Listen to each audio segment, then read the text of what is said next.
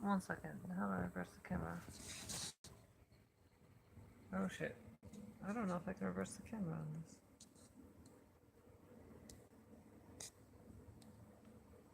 Options. I have a problem. Here we go. Got it. Alright, so I just needed to reverse the camera. Okay, so once again, I'm going to read to you in bad lighting. So, I have a new book today. It's not Lovecraft's.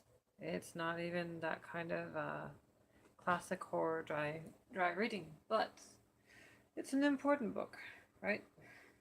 Why is it an important book? Well, let me tell you why. It explains a lot of things. So, let me get started. It's this book, first of all. You may or may not have heard of it. It's from Saul Alinsky, written, well, a lifetime ago as far as I'm concerned. But it's very important. Why? Again, because it will tell you what the playbook is. So what's the playbook? Let me start with the prologue, okay? Alright, you might find this interesting. The revolutionary force today has two targets, moral as well as material. Its young protagonists are one moment reminiscent of the idealistic early Christians, yet they also urge violence and cry, "Burn the system down." They have no illusions about the system, but plenty of illusions about the way to change our world. It is to this point that I have written this book. These words are written in desperation, partly because it is what they do and will do that will give meaning to what I and the radicals of my generation have done with our lives. Sound familiar? They are now the vanguard, and they had to start almost from scratch. Few of us survived the Joe McCarthy Holocaust of the early 1950s, and those there were even fewer whose understanding and insights had developed beyond the dialectical materialism of orthodox Marxism. My fellow radicals, who were supposed to pass on the torch of experience and insights to the new generation, just were not there. As the young looked at the society around them, it was all, in their words, materialistic, decadent, bourgeois in its values, bankrupt, and violent. Is it any wonder that they rejected us in toto? Today's generation is desperately trying to make some sense out of their lives and out of the world. Most of them are products in the middle class. They have rejected their materialistic backgrounds, the goal of a well-paid job, suburban home, automobile, country club membership, first-class travel, status, security, and everything that meant success to their parents. They've had it. They watched it lead their parents to tranquilizers, alcohol, long-term endurance marriages, or high blood pressure, ulcers, frustration, and the disillusionment of the good life. They have seen the almost unbelievable idiocy of our political leadership. In the past, political leaders, ranging from the mayors to governors to the White House, were regarded with respect and almost reverence. Today, they are viewed with contempt. Again, sound familiar? This negativism now extends to all institutions, from the police and the courts to the system itself. We are living in a world of mass media which daily exposes society's hypocrisy, its contradictions, and the apparent failure of almost every facet of our social and political life. The young have seen their activist, that's in quotation marks, their activist participatory democracy turn into its antithesis, nihilistic, bombing and murder. The political pancreas of the past, such as the revolutions in Russia and China, have become the same old stuff under a different name. The search for freedom does not seem to have any road or destination. The young are inundated with a barrage of information and facts so overwhelming that the world has come to seem an utter bedlam. which has them spinning in a frenzy looking for what man has always looked for from the beginning of time, a way of life that has some meaning or sense. A way of life means certain degree of order where things have some relationship and can be pieced together into a system that at least provides some clues to what life is about. Men have always yearned for and sought direction by setting up religions, inventing political philosophies, creating scientific systems like Newton's, or formulating ideologies of various kinds. This is what is behind the common cliche, getting it all together. Despite the realization that all values and factors are relative, fluid, and changing, and that it will be possible to get it all together only relatively. The elements will shift and move together just like the changing pattern in a turning kaleidoscope. In the past, the world, in quotations, whether in its physical or intellectual terms, was much smaller, simpler, and more orderly. It inspired credibility. Today, everything is so complex as to be incomprehensible. What sense does it make for men to walk on the moon while other men are waiting on welfare lines? Or in Vietnam, killing and dying for a corrupt dictatorship in the name of freedom? These are the days when man has his head on the sublime while he was up to his hips in the muck of madness. The establishment, in many ways, is as suicidal as some of the far left, except that they are infinitely more destructive than the far left can ever be. The outcome of the hopelessness and despair is morbidity. There is a feeling of death hanging over the nation. Again, this all sounds very familiar. Today's generation faces all of this and says, I don't want to spend my life the way my family and their friends have.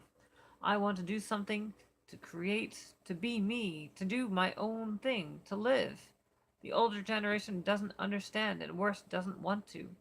I don't want to be just a, hold on, 17 page, just a piece of data to be fed into a computer, or a statistic in a public public opinion poll, just a voter carrying a credit card. To the young to the young, the world seems insane and falling apart. On the other side is the older generation, whose members are no less confused. If they are not as vocal or conscious, it may be because they can escape to a past when the world was simpler. They can still cling to the old values and the simple hope that everything will work out somehow, some way, that the younger generation will straighten out with the passing of time.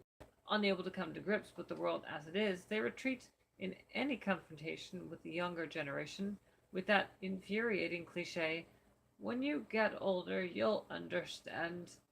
One wonders at their reaction if some youngster were to reply, yeah, when you get, which will never be, then you'll understand. So, of course, you'll never understand. Those of the older generation who claim a desire to understand say, when I talk to my kids or their friends, I'll say to them, look, I believe what you have to tell me is important and I respect it.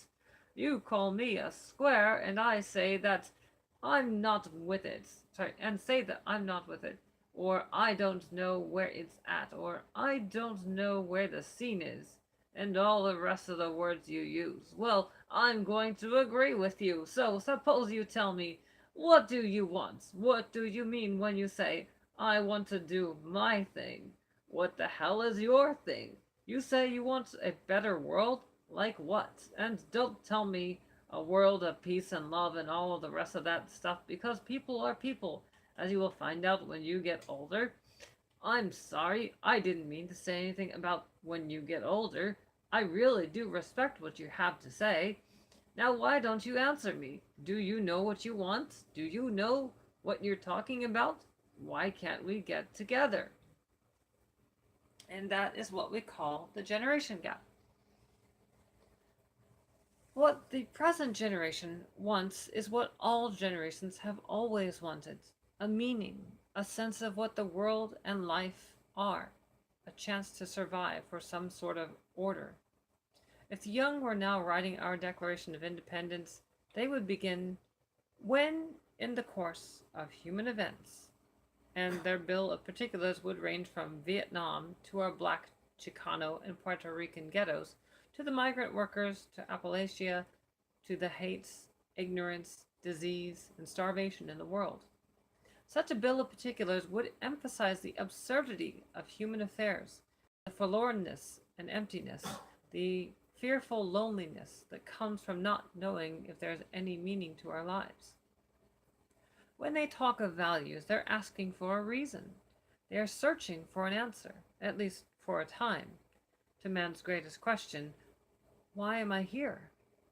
The young react to their chaotic world in different ways. Some panic and run, rationalizing that the system is going to collapse anyway of its own rot and corruption, and so they're copping out, going hippie or yippie, taking drugs, trying communes, anything to escape. Others went for pointless, sure loser confrontations so that they could fortify their rationalization and say, well, we tried and did our part, and then they copped out too. Others, sick with guilt, not knowing where to turn or what to do, went berserk. These were the weathermen and their like. They took the grand cop-out, suicide. To these I have nothing to say or give but pity, and in some cases contempt, for such as those who leave their dead comrades and take off for Algeria or other points. What I have to say in this book is not the arrogance of unsolicited advice. It is the experience and the counsel that so many young people have questioned me about through all-night sessions on hundreds of campuses in America.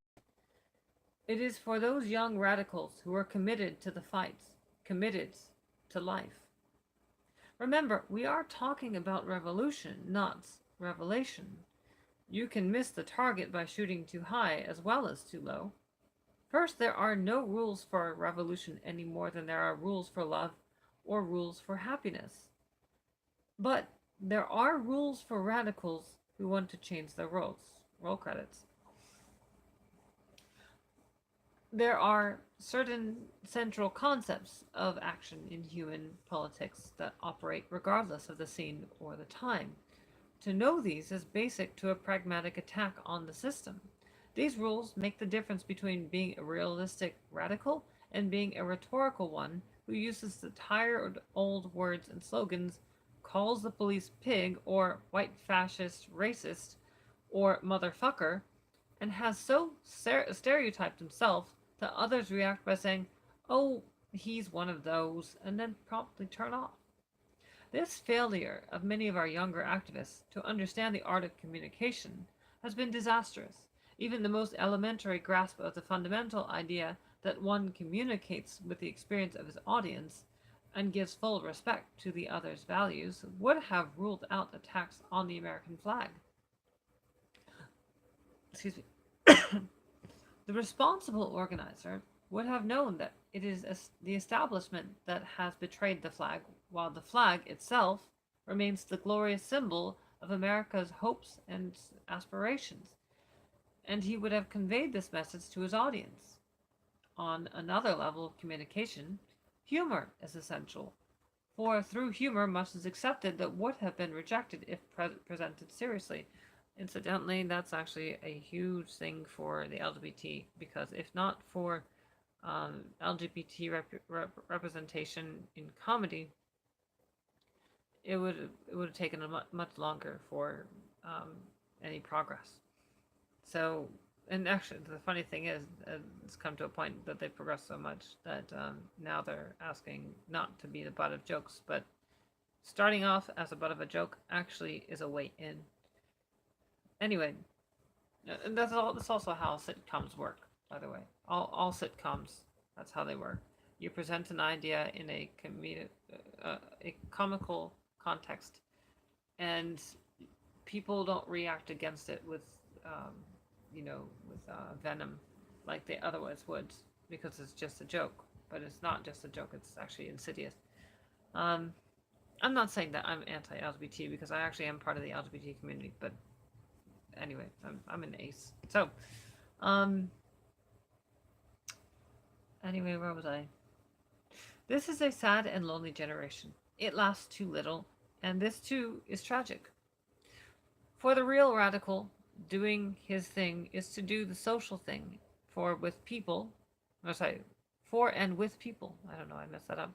In a world where everything is so interrelated that one feels helpless to know where or how to grab hold and act, defeat sets in.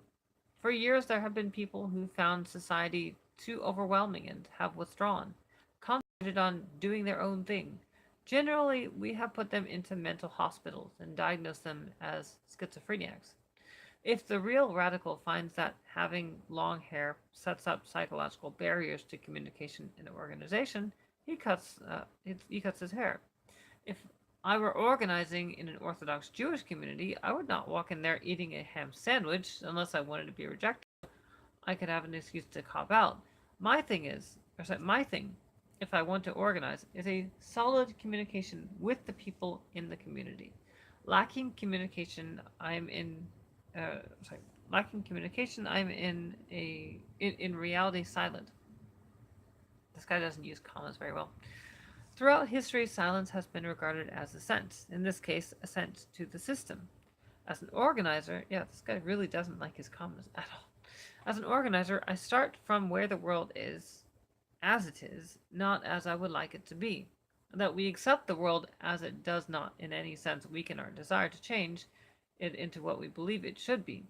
It is necessary to begin where the world is if we are going to change it to what we think it should be. That means working in the system. Very insidious. There's another reason for working inside the system. Dostoevsky said that taking a new step is what people fear most. Any revolutionary change must be preceded by a passive, affirmative, non challenging attitude toward change among the mass of our people. They must feel so frustrated, so defeated, so lost, so futureless in the prevailing system that they are willing to let go of the past and chance the future. Sound familiar? This acceptance is the Reformation essential to any revolution. To bring on this Reformation requires that the organizer work inside the system among not only the middle class, but the 40% of American families, more than 70 million people.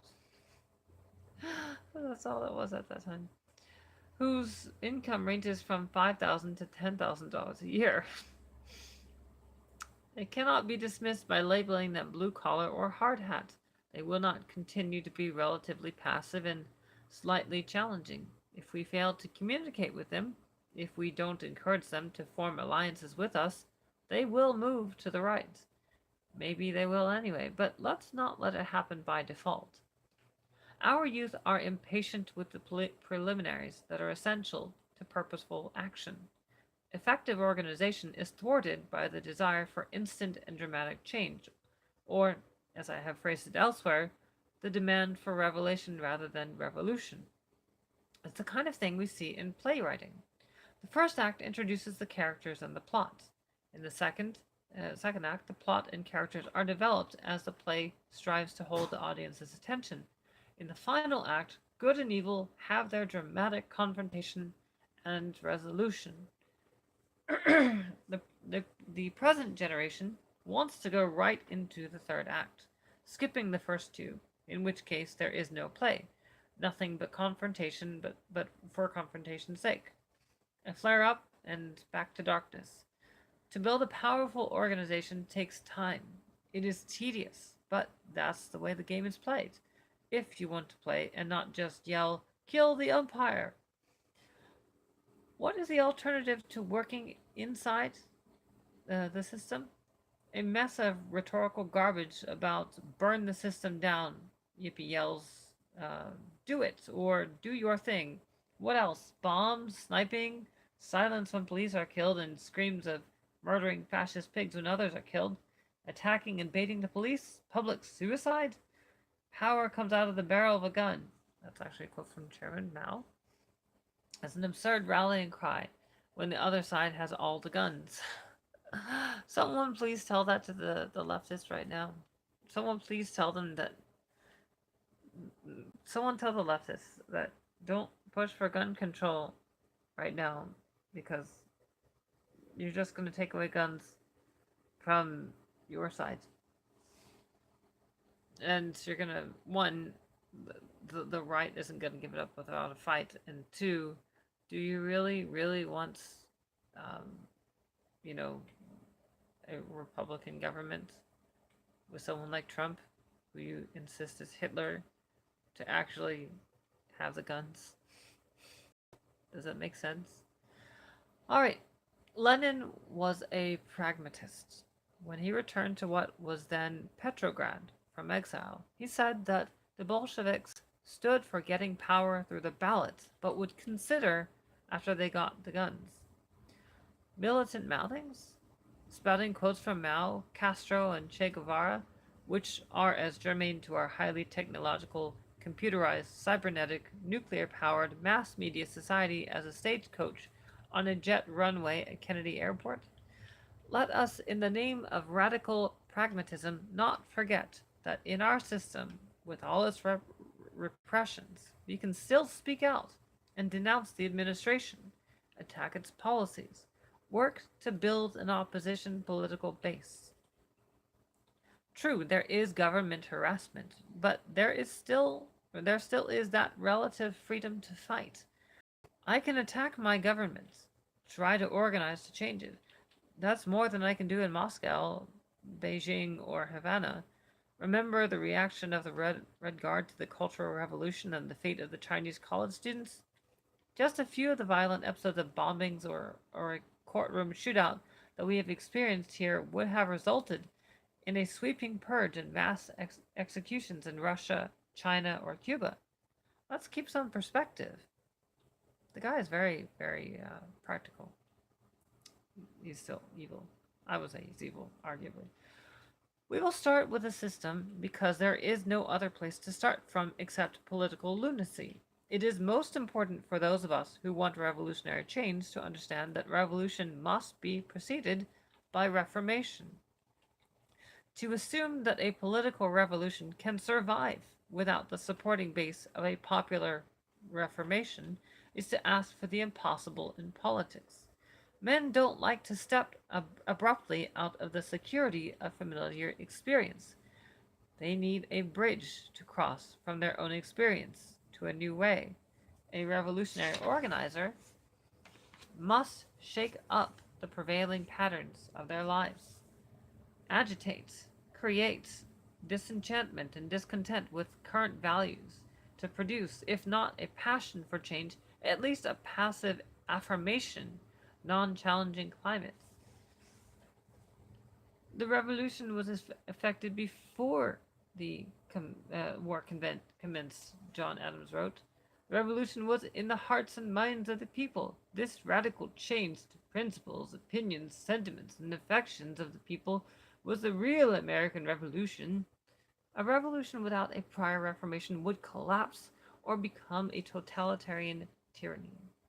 A reformation means that masses of our people have reached the point of disillusionment without past ways and values. They don't know what will work, but they know that the prevailing system is self-defeating, frustrating, and hopeless. They won't act for change, but won't strongly oppose those who do. The time is then ripe for revolution. Those who, for whatever combination of reasons, encourage the opposite of reformation become the unwitting allies of the far political right. Parts of the far left have gone so far in the political circle that they are now all but indistinguishable from the extreme right. It reminds me of the days when Hitler, new on the scene, was excused for his actions by humanitarians on the grounds of a paternal rejection and childhood trauma. When there are people who espouse the assassination of Senator Robert Kennedy, or the Tate murders, or the county courthouse kidnapping and killings, or the University of Wisconsin bombing and killing as revolutionary acts, then we are dealing with people who are merely hiding psychoses behind a political mask. The masses of people recoil with horror and say, our way is bad and we are willing to let it change, but certainly not for the murderous madness. No matter how bad things are now, They are better than that. So they begin to turn back. They regress into acceptance of a coming massive repression in the name of law and order. Again, this is something that they need to Tifa about. In the midst of the gassing and violence of the Chicago Police and National Guard during the 1968 Democratic Convention, many students asked me, "Do you still believe we should try to work inside our system?"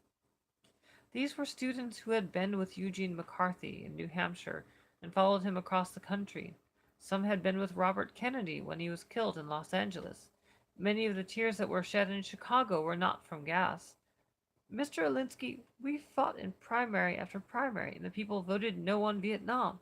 Look at that convention. They're not paying any attention to the vote.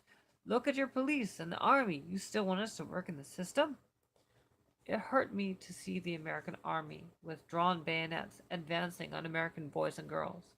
But the answer I gave the young radicals seemed to me the only realistic one. Do one of three things. 1. Go find a Wailing Wall and feel sorry for yourselves. 2. Go psycho and start bombing, but this will only swing people to the right. 3. Learn a lesson. Go home. Organize. Build power. And at the next convention, you be the delegates. Remember, once you organize people around something as commonly agreed upon as pollution, then an organized people is on the move. From there, it's a short and natural step to political pollution, to Pentagon pollution. It is not enough just to elect your candidates. You must keep the pressure on. Radicals should keep in mind Franklin Delano Roosevelt's response to, I said Delano Roosevelt, to a reform delegation. "Okay, you've convinced me, now go out and bring pressure on me." Action comes from keeping the heat on. No politician can sit on a hot issue if you make it hot enough. As for Vietnam, I would like to see our nation be the first in the history of man to publicly say, "We were wrong. What we did was horrible. We got in and kept getting in deeper and deeper, and at every step we invented new reasons for staying. We have paid part of that price in 44,000 dead Americans. There is nothing we can ever do to make it up to the people of Indochina or to our own people, but we will try. We believe that our world has come of age, so that it is no longer a sign of weakness or defeat to abandon a childish pride and vanity, to admit we were wrong." Such an admission would shake up the foreign policy concepts of all nations and open the door to a new international order. This is our alternative to Vietnam. Anything else is the old makeshift patchwork. If this were to happen, Vietnam may even have been somewhat worth it. A final word on our system. The democratic ideal springs from the ideas of liberty, equality, majority rule through free elections, protection of the rights of minorities, and freedom to subscribe to multiple loyalties in matters of religion, economics, and politics rather than to a total loyalty to the state. The spirit of democracy is the idea of importance and worth in the individual, and faith in the kind of world where the individual can achieve as much of its potential as possible. Great dangers always accompany great opportunities. The possibility of destruction is always implicit in the act of creation, and thus the greatest enemy of individual freedom is the individual himself. From the beginning, the weakness as well as the strength of the democratic ideal has been the people. People cannot be free unless they are willing to sacrifice some of their interests to guarantee the freedom of others. The price of democracy is the ongoing pursuit of the common good by all of the people. 135 years ago, Tocqueville gravely warned that unless individual citizens were regularly involved in the action of governing themselves, self-government would pass from the scene. Citizens' participation in the animating spirit and force in a society predicated on voluntarism. We are not here concerned with people who profess the democratic faith, but yearn for the dark security of the dependency where they can be spared the burden of decisions. Reluctant to grow up or incapable of doing so, they want to remain children and be cared for by others. Those who can should be encouraged to grow. For the others, the fault lies not in the system, but in themselves.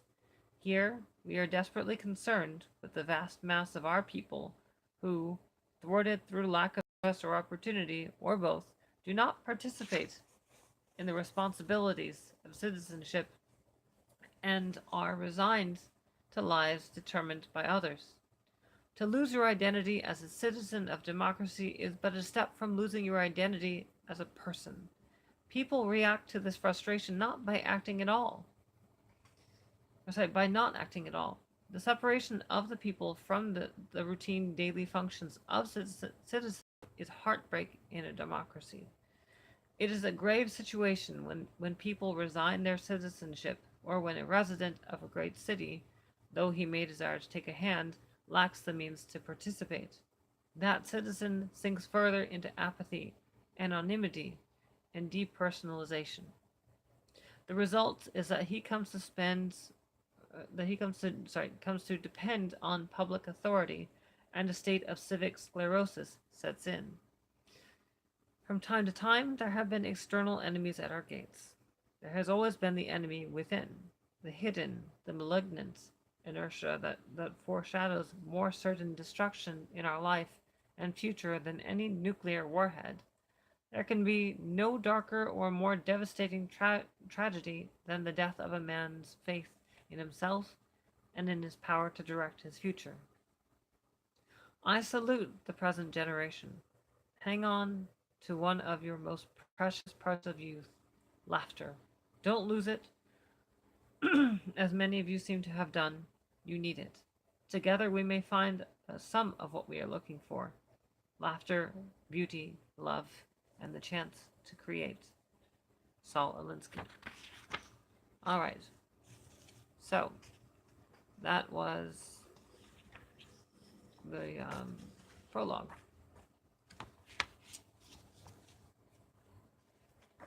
How many pages was that?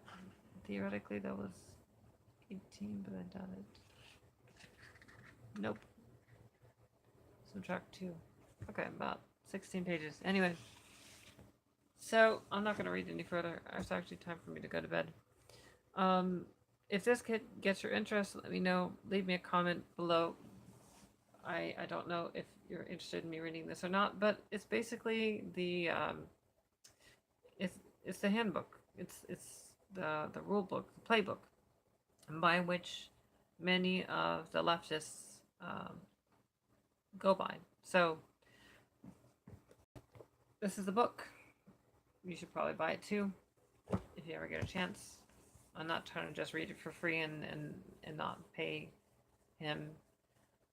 I know that's kind of crazy, but the thing is, he did write this good book, and for good or evil, it's a valuable book because it at least gives you insight. So he should still get paid, I think, if he's still alive. Maybe he's not, but his family should still get paid. So you should buy this book. It's very insightful. All right, like I said, that's all for today. I might read this again tomorrow, or I might read Cthulhu. Not Cthulhu, but what do you call it? H.P. Lovecraft. I forgot what the name of the actual book is, though. It's a collection of stories, but has Call of Cthulhu in it. Alright. Sorry for wasting your time if I have wasted your time, but I hope you found this interesting. Hopefully it piqued your interest. Have a good night.